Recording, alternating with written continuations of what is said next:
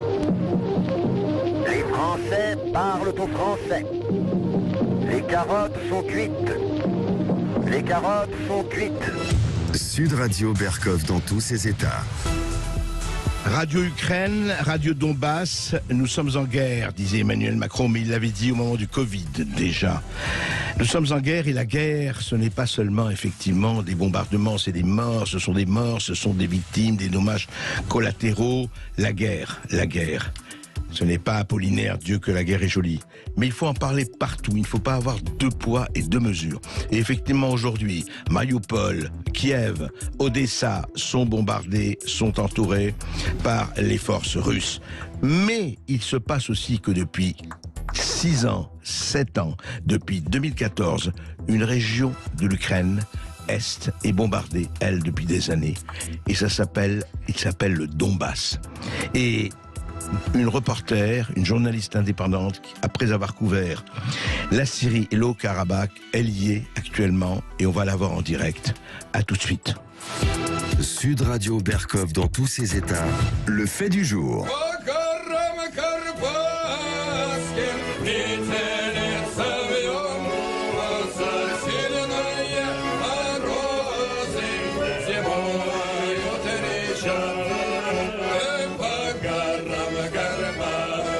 Voilà, c'est un chant des pro-russes du Donbass, effectivement, que vous êtes en train d'écouter. Anne-Laure Bonnel, bonjour. Bonjour Monsieur Berkov. Bonjour, écoutez, on a essayé de vous avoir depuis, on a essayé d'entrer en contact depuis quelques jours et enfin, heureusement, on vous a aujourd'hui.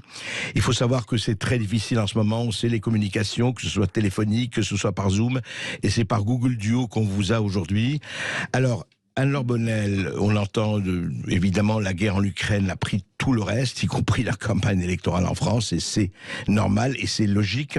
Alors aujourd'hui, d'où vous êtes dans le Donbass? Qu'est-ce qui se passe exactement? Alors simplement, si je peux me permettre, je vais rectifier une petite erreur lors de l'introduction. Je n'ai pas couvert la Syrie. D'accord. Je m'y suis rendu. J'ai couvert le Donbass en 2015 en m'y déplaçant à 3 reprises pendant 15 jours. Oui. J'ai couvert le Haut-Karabakh, les Gilets jaunes. J'ai travaillé pour France Télévisions pour des émissions, etc., etc. Je la fais courte. Mais la Syrie, c'est simplement des repérages. Non, mais très bien. Oui, mais enfin, vous y êtes allé quand même, donc c'est ça. Oui. Liban Sud, donc, etc. Oui, voilà. Donc, il n'y a pas eu de fausses informations. Alors, Anne, revenons... Non, mais il n'y a pas eu de film. Non, bien sûr. Alors, attention maintenant, parce que... Oui, je sais, mais il ne faut pas non plus vous laisser, et vous le savez, vous savez, dès qu'on sort de quelque chose, les gens ont l'habitude de vous mettre des étiquettes, que ce soit vous ou qui que ce soit qui sort des sentiers battus, et ben on n'a pas à s'en occuper, parce que le problème n'est pas les étiquettes, le problème c'est la vie, c'est la guerre, c'est la mort, c'est ce qui se passe vraiment, et ce sont les faits, surtout, qui parlent. Alors, où on en est aujourd'hui, justement, ma question, dans le Donbass, là où vous êtes? Alors, on en est où? Moi, là, j'entends parler de crise humanitaire, et évidemment, cette crise humanitaire est indéniable en Ukraine. Il faut d'abord, si je peux me permettre au préalable, ne pas oublier qu'il y a eu une première crise humanitaire dans le Donbass en 2014 qui n'a pas cessé pendant 8 ans. Et qui reste tout de même à mes yeux, qui n'a pas été médiatisé suffisamment, ou alors très peu. Oui. Moi, quand je parle de ça, la plupart des gens à qui je m'adresse en France sont étonnés et voire... on plus ou moins nié la chose, oui. Enfin. Voilà. Ouais. J'aimerais rappeler tout de même que le gouvernement de Poroshenko, donc je ne parle pas des Ukrainiens, je parle du gouvernement, ne mélangeons pas le peuple et c'est gouvernant, on est bien d'accord. Les deux peuples en souffrent. En 2015, j'avais rencontré donc des Ukrainiens qui refusaient de se battre pendant les combats parce qu'ils avaient le sentiment de se tuer frère contre frère. Voilà. Ouais. Donc ça aussi, il faut le savoir. Oui, il faut rappeler, pardon Anne-Laure, il faut rappeler la proximité entre Ukrainiens et Russes, ne pas l'oublier cela. Mais bien sûr, bien sûr qu'il faut le rappeler. Et surtout ne pas faire de raccourcis, c'est ce qui est aujourd'hui tiré sur l'ambulance est très très très dangereux pour la population civile sur place, parce que ça s'enflamme, parce que sur les réseaux sociaux il y a de la colère, il y a de la haine, et ça va nous mener droit dans le mur à minima. Donc pour rappeler oui, simplement, 2014, oui, allez-y. 2014, bombardement de la population, Oui. les droits élémentaires, les droits sociaux, le versement des retraites, le salaire des fonctionnaires, donc ça inclut les médecins, Oui. la police, etc., ne sont plus versés par Kiev. Mhm. Les canalisations d'eau, les réseaux de transport sont complètement bombardés. C'est pendant ce moment-là que j'avais été sur place. Et le Kiev interdit, ou alors limite à minima, alors que croyez-moi, il faisait moins 20 degrés, on avait besoin d'aide humanitaire. L'acheminement est vraiment passe au compte-gouttes, quoi. Mhm. Donc la crise humanitaire, elle date de 2014. Je ne légitime rien, hein, mais je recontextualise parce que je pars du principe que l'histoire se poursuit. L'histoire, avec ses forces souterraines, telluriques, etc., si on ne la comprend pas, là, on a une hystérie qui ne nous mènera à rien de bon. Oui, il faut replacer dans le contexte historique de ce qui s'est passé. C'est indispensable, c'est ce que j'essaie de faire. Les gens ne comprennent pas. L'histoire nous parle. C'est un legs d'informations. Bouillonnant, elle peut nous éclairer l'histoire comme elle peut nous enfermer. Alors, c'est quoi l'histoire? Si on ne la connaît pas, c'est un scandale. On est d'accord. Alors, c'est quoi cette histoire? Rappelez-nous. C'est quoi cette histoire depuis 2014? Oui. Déjà, pour situer, il y a eu donc cette ségrégation. On ne peut pas parler d'autre. C'est le mot qui me vient à l'esprit. Je vous prierai également de faire preuve de pardonner ma fatigue. Je comprends, tout à fait. On ne dort pas beaucoup, donc je cherche mes mots et je m'en excuse pour vos auditeurs. Non, donc 2014, premier point, c'est ce blocus qui a affamé la population. J'ai visité les hôpitaux, j'ai mis certains extraits de mon film. Les médicaments n'étaient plus livrés, les couches n'étaient plus livrées. Quand je rentrais dans les hôpitaux, il y avait une odeur d'urine, monsieur, mais c'était insupportable. Insupportable. Un médecin pour 136 enfants malades, handicapés qui n'avaient plus accès à leurs soins. J'ai jamais vu des images qui m'ont hanté comme ça. Oui. Donc la question que je pose, et je ne prends pas parti, encore une fois, mais ce sont des questions de morale, tout simplement.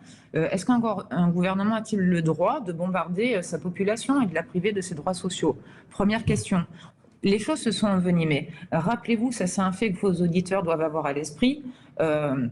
Odessa, en mai, on a tout de même eu une cinquantaine de pro-russes lors d'une manifestation suite à l'interdiction de la langue russe qui a ensuite été retirée. Je pense que vous êtes au courant de ça. Qui ont été enfermés dans la maison des syndicats à Odessa et qui ont été brûlés vifs.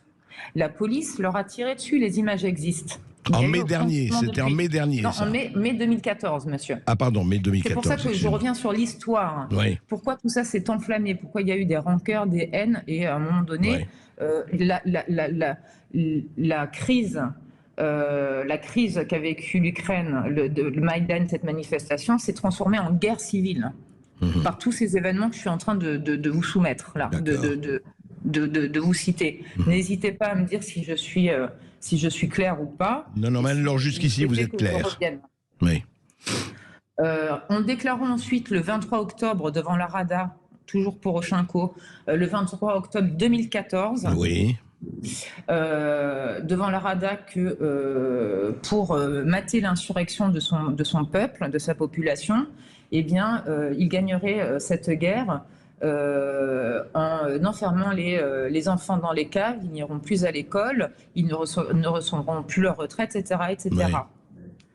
Oui, ce que j'essaie de vous expliquer, c'est qu'il y a eu un vrai sentiment d'insécurité de la population de l'Est. Je cite Poroshenko, juste Anne-Laure, je cite Pedro Poroshenko, ce que vous venez de dire. 2014. Nos enfants, voilà, 2014, nos enfants iront à l'école et à la garderie, les leurs resteront dans les caves des sous-sols, nous aurons du travail, eux non, nous aurons les retraites, eux non, parce qu'ils ne savent rien faire et c'est précisément comme ça que nous gagnerons cette guerre. En 2014, c'est ce que disait alors président de l'Ukraine, Petro Poroshenko. Alors. Vous avez déjà entendu un président parler comme ça à son peuple? Oui. Et on va faire rentrer l'Ukraine en Europe. Alors là, je vais pas là, c'est trop tendu, mais franchement. Est-ce qu'il considérait déjà, pardon Anne-Laure Bonnel, est-ce qu'il considérait déjà, et certains, que ces gens-là n'étaient plus, ne faisaient plus partie du peuple ukrainien? Oui, alors. Je ne juge pas, hein, je constate. Oui. J'ai une vidéo de monsieur, comment il s'appelle ce journaliste Paul. On va vous retrouver ça. Excusez-nous là parce qu'on a tellement de vidéos. Non, j'imagine, mais allez-y. C'est la date, s'il te plaît, tu peux retrouver Bogdan Bogdevich. Je l'ai vu sur mon fil Twitter, déclaré sur une. Alors visiblement, on m'a dit que c'était sur Internet, mais il y a quand même 500 000 abonnés. Qu'il fallait tout simplement, c'était en quelle date? Je vous laisse fact-checker. Enfin, oui. 29 avril 2014. 29 avril 2014. C'était avant Odessa. Enfin, vous voyez, tout est parti. Tout ça, il y a eu quand même une montée de discrimination raciale incroyable. Il y a eu de la russophobie. Ne pas l'accepter, ne pas le reconnaître, c'est manquer de déontologie journalistique. Donc, ce monsieur déclarait tout simplement qu'il fallait exterminer 1,5 million de la population du Donbass. Tu peux répéter la date, s'il te plaît? 29 avril 2014. 29 avril 2014. Oui, mais il y a... C'est quoi ça? C'est pas un appel au meurtre. Il y a des malades. C'est un vrai malade, ça. Enfin, bon. C'est invraisemblable. Je comprends. Donc voilà pourquoi j'y étais en 2015. Oui. Je voulais, moi, quand j'ai vu ces vidéos, et encore, il y en a de nouvelles, parce que je suis ici pour réaliser un film, que les gens comprennent bien. Je ne suis pas là pour faire de la communication sur Facebook. Je le fais parce que là, je suis obligée en regard de toutes les attaques que je subis. Mais mon objectif est de faire un film. D'accord. Voilà, je remets les points sur les i pour que les gens comprennent pourquoi je suis revenue. Et actuellement, donc oui, vous êtes en train de faire ce film. Ce que je voudrais demander, Anne-Laure, et prenez votre temps, il n'y a pas de problème. Est-ce que entre 2014 et aujourd'hui, où ça a repris, les bombardements, enfin, il y a une guerre larvée, disons, n'a pas cessé, où il y a eu des moments de pause complète, et puis ça a repris, etc. Écoutez, disons que les accords de Minsk n'ont jamais été respectés, c'est-à-dire avant même de parler de reprise de bombardements ou de tirs d'obus, qui ont toujours été hebdomadaires à minima. On a fait des interviews, il y a eu des moments des pics de tension, mais ça n'a jamais cessé. Donc les accords de Minsk, en termes, en tout cas, militaires, n'ont pas été respectés, mais ça a été au-delà. Ils n'ont pas été respectés dans la négociation avec le Poroshenko et les séparatistes. Il était dit, je vous invite à relire les accords de Minsk 2, il était dit que sous l'égide de Merkel, sous l'égide de Macron et de Hollande, et de Poutine, eh bien, eux mettaient en place les accords de Minsk de mai. Les pourparlers devaient se faire entre le gouvernement de Poroshenko et les deux républiques autoproclamées. D'accord, Donetsk, oui, d'accord. Voilà. Ça n'a jamais été fait. Ils ont toujours refusé. D'accord. Et donc on en est arrivé. Je vous laisserai ça, enfin, vous regarderez, c'est des informations que vous pouvez avoir. Oui, tout à fait, tout à fait. Alors, on se retrouve juste après une petite pause. On en a pour 2 minutes et on vous retrouve après ça. Anne-Laure Bonnel du Donbass. Ici Sud Radio. Les Français parlent au français. Je n'aime pas la blanquette de veau.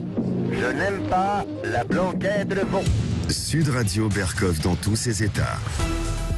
Et nous sommes toujours avec Anne-Laure Bonnel, qui est dans le Donbass, qui avait tourné un film en 2014 et 2015, qui aujourd'hui est là-bas pour faire un film et surtout pour témoigner de ce qui se passe. Alors Bonnel, moi j'ai une question à vous poser, à la cinéaste, à la citoyenne, à la femme, à tout ce que vous voulez, à ce que nous sommes, tous. aujourd'hui, effectivement, la bataille fait rage un peu partout, au nord, au sud, à l'est de l'Ukraine. Mais j'aimerais vraiment est-ce qu'une invasion justifie un autre, un bombardement justifie un autre, etc. Ou est-ce que vous croyez, j'aimerais avoir votre avis sur cette espèce de logique des événements, et vous avez tout à fait raison de rappeler, et on pourrait remonter à 1999, et ce qui s'est passé en ex-Yougoslavie, etc., etc., ce qui s'est passé dans le Donbass et qui continue de se passer. Mais est-ce que une invasion, un bombardement en justifie un autre? Qu'est-ce que vous en pensez? Je pense que rien ne justifie la guerre, monsieur. Vous savez, mes principaux mentors sont des militaires qui m'ont beaucoup appris, et c'est les premiers pacifistes. Parce que quand vous voyez la mort de près, on a oublié tout ça en France, en Europe. Depuis longtemps. On est dans une société qui est un peu hors sol, mais rien ne justifie la guerre. Oui. Et je suis navrée que diplomatiquement, ça n'ait pas pu aboutir, parce que la guerre, c'est l'horreur. La guerre, c'est l'horreur. On voit des choses ici, franchement, et j'imagine là-bas, mais vous pouvez pas imaginer que ce soit la souffrance d'une mère qui perd son enfant. Les gens vont puter, c'est ça la guerre. On m'interdit de montrer des vidéos, on a peur du réel, on est devenu dans une société qui a peur de regarder le réel en face. Mais osez regarder les effets de la guerre. La guerre, c'est une statistique à la télévision. Or, ce sont des hommes qui souffrent et qui meurent de faim, qui meurent dans d'atroces souffrances, qui perdent du sang, qui ont le foie qui explose. C'est ça la guerre. Donc, rien ne justifie un bombardement. Et rien ne justifie quoi que ce soit, et je ne justifierai jamais ce qui s'est passé à Poutine. En revanche, je suis convaincu, je suis imperméable aux idéologies, parce que tout le monde tourne sa veste au gré, mais c'est que on ne peut pas décrypter ce qui vient, ce qui se prépare, si on ne maîtrise pas des notions d'histoire.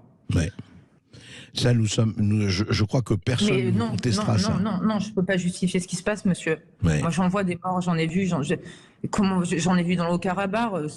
Vous regardez les vidéos, mais c'est l'horreur, la guerre. C'est l'horreur. Et je comprends même pas qu'on ait des gens qui appellent à y aller. Mais si j'ai un message à faire passer, mais régler ça diplomatiquement, il y a bien un moyen. Je sais pas, moi je fais pas de la politique, c'est pas mon boulot, moi je témoigne, mais enfin quoi. Et c'est vrai que on ne comprend pas un certain nombre de va-t-en-guerre Ils savent pas ce que c'est la guerre, ces gens-là. Ils savent pas ce que c'est la guerre, ces gens-là. Parce qu'en France, on n'apprend plus rien.